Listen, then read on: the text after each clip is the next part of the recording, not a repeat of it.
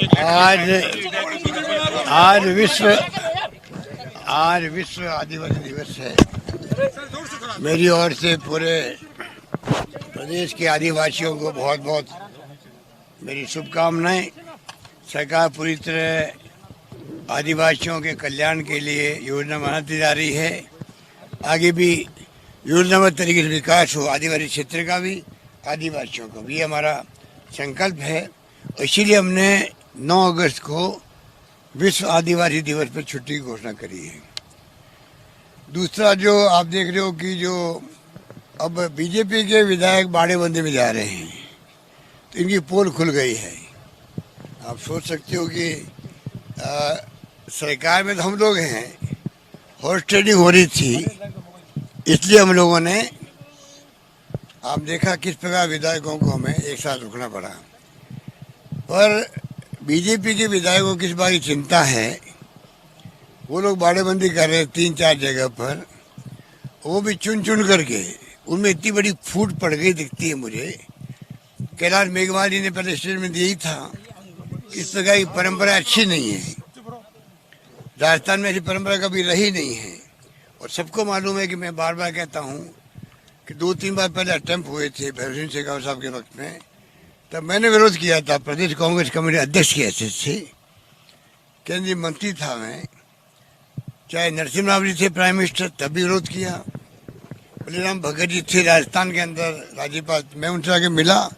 ये परंपराएं राजस्थान में नहीं होनी चाहिए, सरकार टॉपलिंग करने की, षड्यंत्र करके। बीजेपी के जो स्थानीय नेता बड़े बड़े दावे कर रहे थे, पर आज और कल उनकी पोल खुल गई, जब वो चार्ट प्लेन कर रहे हैं, विधायकों को भेज रहे हैं और बाड़ेबंदी करवा रहे हैं। तो मैं कहना चाहूँगा कि ये परंपराएं जो डाल रहे हैं, ये डेमोक्रेसी के लिए खतरे हैं। बार बार मैं कहता हूँ कि हमारी लड़ाई जो है, ये खाली सरकार को अस्थिर करने का षड्यंत्र जो इनका है, उसके खिलाफ जो संघर्ष ही है, और विजय हमारी होगी, क्योंकि प्रदेशवासी हमारे साथ हैं। पूरे प्रदेश के घर घर के अंदर चर्चाएं हैं, ये बीजेपी ने तमाशा किया क्यों है। सरकार अच्छा काम कर रही थी, कोरोना को लेके एक्स्ट्रा ऑर्डिनरी काम किया, देश में दुनिया में तारीफ हो रही थी राजस्थान की। जहाँ जीवन बचाने का संघर्ष हो, वहाँ राजनीति पीछे हो जाती है। दुर्भाग्य से जीवन बचाने के संघर्ष के अंदर भी, आजीविका बचाने के संघर्ष के बावजूद भी, उस वक्त भी इनको सरकारें टॉपल करने के लिए षड्यंत्र करने का टाइम मिल जाता है। तो आप सोच सकते हो गवर्नेंस में इनकी कितनी रुचि होगी, शासन करने में इनकी कितनी रुचि होगी, आप सोच सकते हो। दुर्भाग्य है देश का कि ऐसे लोग सत्ता में बैठे हुए हैं। मैंने प्रधानमंत्री जी से बात करी खुद ने। अमित शाह जी का मालूम है कि उसका रवैया क्या रहता है, टारगेट गिराने के सरकार का। धर्मेंद्र प्रधान जी हो, पीयूष गोयल जी हो, और भी कई नेता हैं, बार बार क्या नाम लें उनका, तमाम मिलकर षड्यंत्र कर रहे हैं। जिस प्रकार से देश का दुर्भाग्य है कि ऐसे लोग सत्ता में बैठे हुए हैं, जो लोग जिस रूप में डेमोक्रेसी को कमजोर कर रहे हैं, 70 साल में बचा के रखा है। सरकार आई भी है, गई भी है। इंदिरा गांधी जैसी महान नेता चुनाव हार गई थी, पुनः जनता ने उनको सत्ता सौंप दी 2.5 साल के अंदर। राजीव गांधी शहीद हो गए।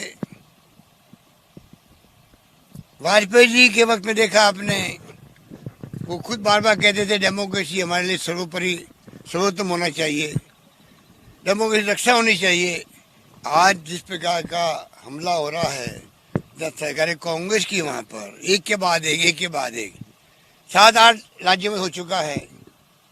अरुणाचल प्रदेश में हमारे लगभग 45 थे विधायक, 40 को तोड़ लिया गया। मणिपुर में क्या तमाशा हुआ, गोवा में क्या हुआ, उत्तराखंड में क्या घटनाएं हुई थी, सबको मालूम है। कर्नाटक में सरकार चली गई हमारी, तोड़ ली गई हॉर्स ट्रेडिंग से। मध्य प्रदेश में नंगा नाच हुआ, सबको मालूम है। ये हो क्या रहा देश के अंदर। हमारी लड़ाई जो है, डेमोक्रेसी को बचाने की लड़ाई है, वो जारी रहेगी, 14 के बाद में जारी रहेगी, ये मैं कह सकता हूँ। और हम लोग जो है, विजय हमारी होगी, विजय सत्य की होगी, विजय प्रदेशवासियों की होगी, विजय तमाम उन विधायकों की होगी जो चाहते हैं, चाहे पक्ष में चाहे विपक्ष में हैं, कि सरकार अस्थिर नहीं होनी चाहिए। उनकी अंतरात्मा क्या कहती है, मैं उनका आह्वान किया है। मैंने कहा है विधायकों को, तमाम विधायकों को मैंने पत्र लिखा है, आपका परिवार क्या कहता है, आपकी खुद की आत्मा क्या कहती है, आपके क्षेत्रवासी जो आपके मतदाता है क्षेत्र वो क्या कहते हैं, उनकी आवाज़ सुनो फिर फैसला करो। सर, वसुंधरा राजे भी बीजेपी के बड़े नेताओं से दिल्ली में मुलाकातें कर रही हैं, तो क्या लग रहा है कि कुछ, क्योंकि आप बोल चुके हैं कि बाड़ेबंदी। देखिए, उनका बीजेपी का तो वो क्या करते हैं मुझे इससे कोई मतलब नहीं है। मुझे ये मतलब है कि बीजेपी के लोग देश में लोकतंत्र को कमजोर कर रहे हैं। इस देश की जनता और प्रदेश की जनता इसको बर्दाश्त नहीं करेगी। धन्यवाद।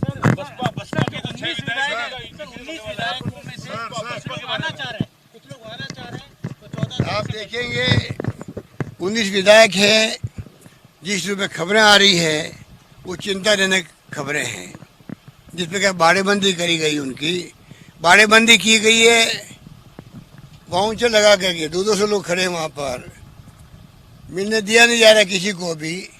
उनके परिवार के लोग जाते हैं, हमारे पहले एसओजी वाले गए थे, एसीबी वाले गए थे। कानून अपना काम करता है, कम से कम उनसे बातचीत तो करें। वो लोग गए थे खाली बातचीत करने गए थे, एसओजी को नोटिस दिए गए थे, वो बातचीत के लिए दिए गए थे। पर ऐसा फैलाया गया जैसे कि राजद्रोह का मुकदमा दर्ज हो गया हो नेताओं पर। अरे भाई, मुझे भी नोटिस मिला, सबको मिले थे कि भाई ये जो मामला चल रहा है उसमें आपका कहना क्या है।